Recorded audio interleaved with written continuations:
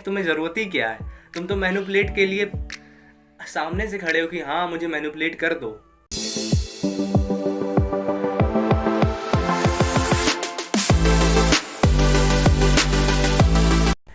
देखो, यंगस्टर जो है इजीली मैनिपुलेट क्यों हो जाते हैं? इल्यूजन को ही रियलिटी में मानकर ये यंग एज में खुद के पोटेंशियल को भी गवा देते हैं। तो देखो, पहला पॉइंट क्या है? Blame game. ब्लेम गेम मतलब कुछ भी तुम्हारी ज़िंदगी में अगर हो रहा है और अगर तुम छोटी से छोटी बात के लिए भी ब्लेम कर रहे हो तो तुम सावधान हो जाओ, क्योंकि ऐसा इस भंवर जाल में पड़ने वाले हो। क्योंकि जब तुम ब्लेम करते हो, खुद की रिस्पॉन्सिबिलिटी से हटते हो पीछे, फिर जब तुम्हारी यही छोटी छोटी जब आदत बड़ी बन जाती है तो तुम खुद की गलतियां ना मानने के बजाय डिफेंस करने लग जाते हो। और वहीं से तुम्हारी ये कहानी स्टार्ट हो जाती है कि ना तुम खुद रिस्पॉन्सिबिलिटी को ही उठा पाते हो, अपनी गलतियों को छुपाते छुपाते इतना उस जाल में फंस जाते हो कि वो देख ही नहीं पाते हो कि मैं गलती कहाँ कर रहा हूँ। क्योंकि जब तुम कहीं बड़ा कुछ अचीव करने के लिए काम करोगे या छोटे से छोटा भी काम करोगे तो तुम इस ट्रैप में फंस चुके होते हो, और जो कि तुम भी नहीं देख पाओगे।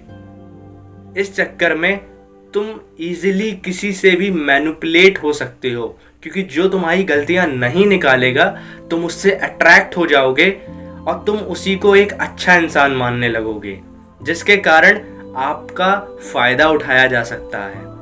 और दूसरा पॉइंट है डिपेंडेंसी। डिपेंडेंसी मतलब देखो, इंडियन कल्चर में क्या है, अभी भी 18 और 19 की एज में हमारी मेंटालिटी ये बनी होती कि माँ बाप ही सब कुछ करेंगे। डिपेंडेंसी देखो, माँ बाप को छोड़कर किसी पर भी हो सकती है। इस एज में अगर आप ये सोचते हैं कि अगर मेरे लाइफ में एक लड़की नहीं आएगी, या अगर आप एक लड़की हैं तो मेरे अगर लाइफ में एक लड़का नहीं आएगा तो मैं खुश नहीं हो सकता, मैं अपनी नीड्स पूरी नहीं कर सकता, मैं ये नहीं कर सकता, मैं वो नहीं कर सकता। अगर इस टाइप की डिपेंडेंसी है तुम्हारे अंदर तो सॉरी यार, तुम जिंदगी में आगे नहीं बढ़ सकते हो, एवरेज से भी नीचे जाओगे। क्योंकि डिपेंडेंसी जब खाती है ना एक इंसान को, जब आंखें खोलती है, तब जिस इंसान को सबसे ज़्यादा तुम मान रहे होते हो उसी इंसान से सबसे ज़्यादा नफरत करोगे। क्योंकि जब तुम्हें रियलिटी पता चलती है तब तुम ये देख पाते हो कि इनके कारण मैं कहीं ना कहीं अपने लाइफ के वो डिसीजंस नहीं ले पाया जिसमें मेरा शायद पोटेंशियल था। लेकिन हम ये भी नहीं देख पाते हैं ये तो हमारी ही गलती थी।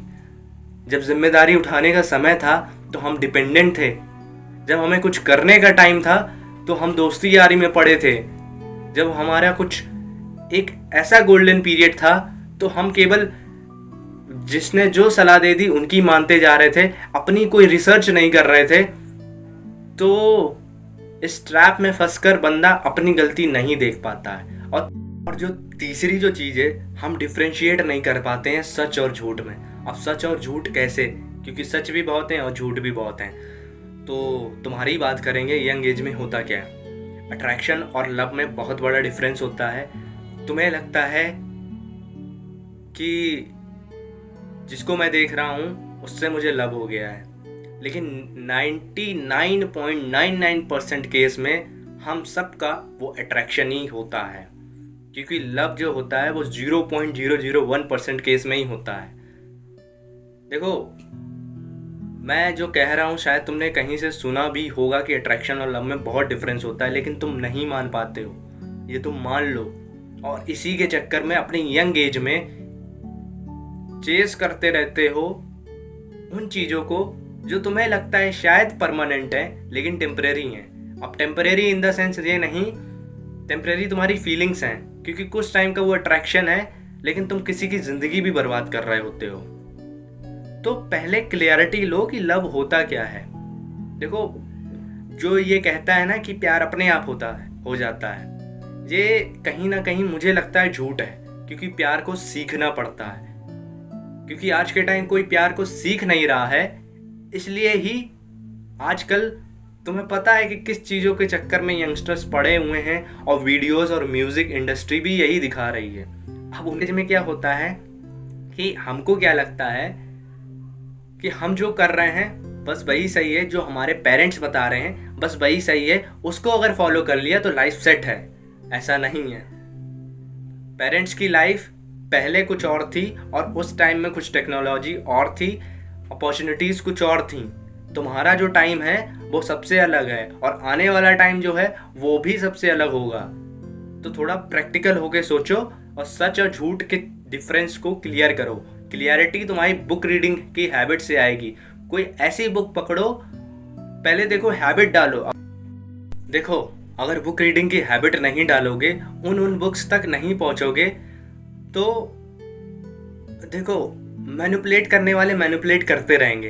होता क्या है, यूट्यूब पे मैंने देखा है एंटरटेनमेंट वाले जब इन्फोटेनमेंट में उतरते हैं तो वो ऐसी ऐसी भी बातें बताते हैं जो रियल नहीं होती हैं और वो जनता मान भी रही होती है क्योंकि उनके सब्सक्राइबर बेस इतने होते हैं। लेकिन वो रियलिटी और झूठ में डिफ्रेंशिएट नहीं कर पाते हैं। और होता क्या है, इस एज में या कह लो ज़्यादातर लोग मोह और प्यार में फ़र्क नहीं कर पाते। मोह और प्यार मतलब अटैचमेंट और लव में डिफ्रेंशिएट नहीं कर पाते, जिसके कारण वो कहीं ना कहीं अपने रिलेशनशिप में भी अटैच्ड होते हैं, जिसके कारण वो उनका भला नहीं कर रहे होते हैं, वो केवल उनका एक कह लो कि हमको लगता है कि अच्छा ही कर रहे हैं। अब जैसे कि तुम्हें पेरेंट्स से अपने अटैचमेंट है, प्यार नहीं है, अटैचमेंट और लव में बहुत डिफरेंस होता है। अगर तुमको उनसे अटैचमेंट है तो तुम उनकी वो बातें भी मानोगे जो शायद कहीं ना कहीं सही नहीं है, लेकिन तुमको लगेगा अंदर से कि पेरेंट्स हैं। देखो,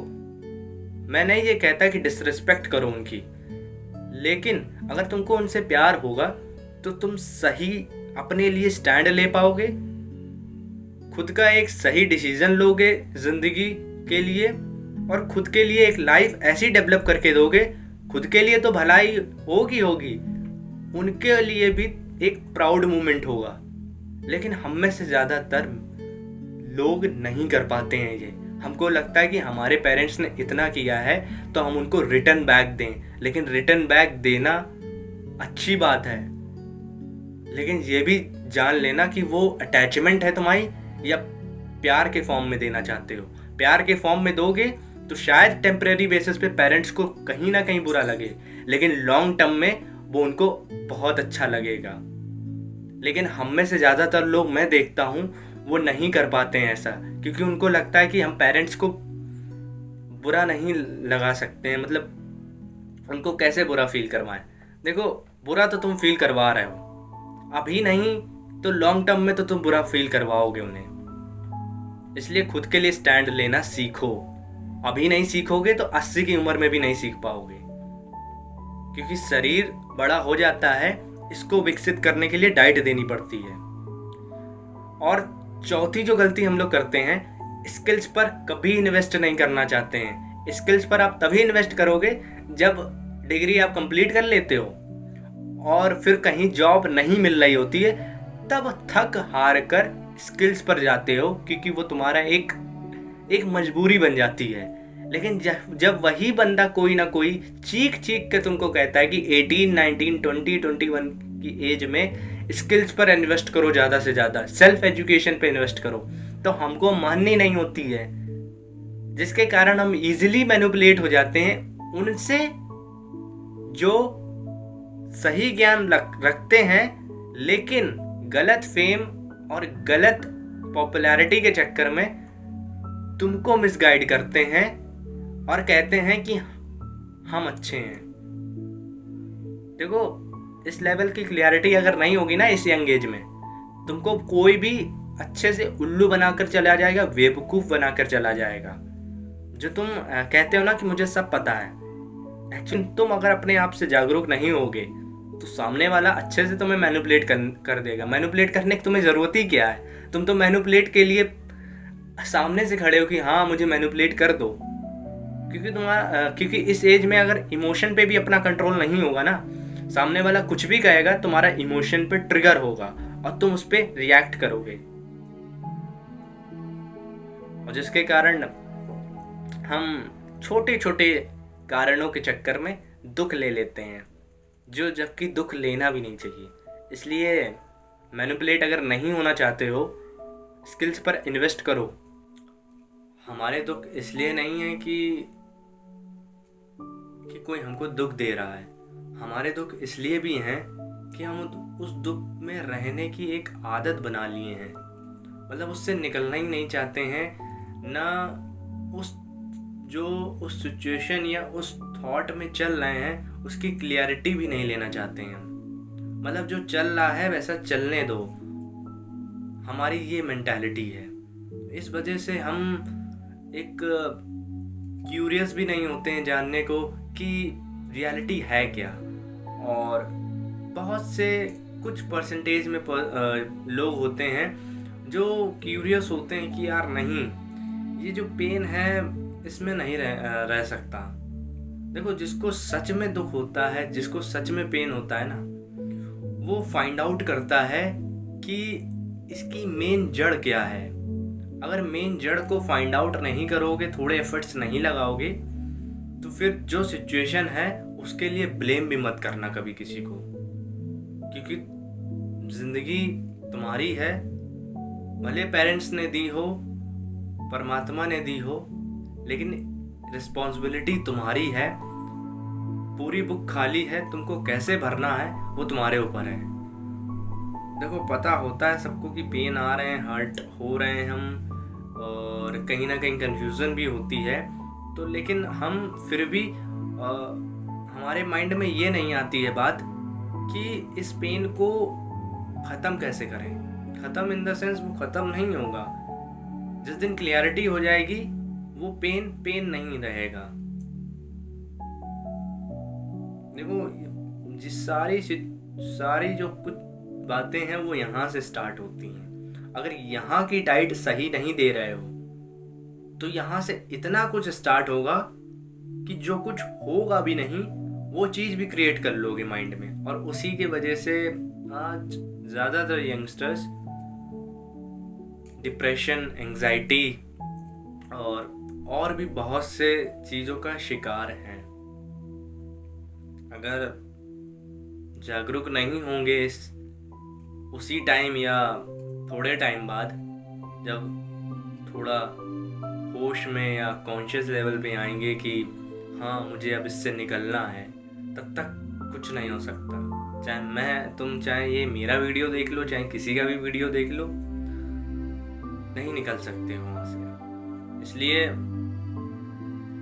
इन जो 4 बातों को बताया है मैंने इस वीडियो में कि ब्लेम गेम ख़त्म करना पड़ेगा, तुम्हें अपना डिपेंडेंसी ख़त्म करनी पड़ेगी, डिफरेंशिएट करना पड़ेगा कि सच क्या है, झूठ क्या है। देखो, सच और झूठ तुम्हें अपने लेवल पर नहीं क्लियर होगा, तुमको कुछ ना कुछ फाइंड आउट करना पड़ेगा, कुछ ना कुछ रीड करना पड़ेगा, कुछ ना कुछ एफर्ट्स लगा के और डीप डाउन जाना पड़ेगा। नहीं चाहते हो अगर ये सब करना, और स्किल्स में इन्वेस्ट करना भी बहुत ज़रूरी। अगर नहीं करना चाहते हो तो फिर ब्लेम भी मत करो कि मेरी ज़िंदगी कैसी है, क्योंकि हर चीज़ पेन से शुरू है। पेन नहीं होगा, पेन अगर पॉजिटिव वे में लोगे तो पेन तुमको बस एक तुम्हारा पोटेंशियल निकालने आता है और कुछ नहीं। अगर तुम इस तरीके से सोचोगे कि दुख ख़त्म क्यों नहीं होता है, तो फिर इस मेंटालिटी से आगे भी यही लगेगा तुमको कि दुख जड़ है हमारी प्रॉब्लम के। एक्चुअली दुख हमारी जड़ नहीं है प्रॉब्लम की, हमारा खुद का नज़रिया, खुद के विचार, खुद का माइंडसेट ही प्रॉब्लम है कि हम उस सिचुएशन को देख कैसे रहे हैं। आशा करता हूँ कि आपने वीडियो से बहुत कुछ सीखा होगा। मिलते हैं अगले वीडियो में, तब तक के लिए खुद पर इन्वेस्ट करो।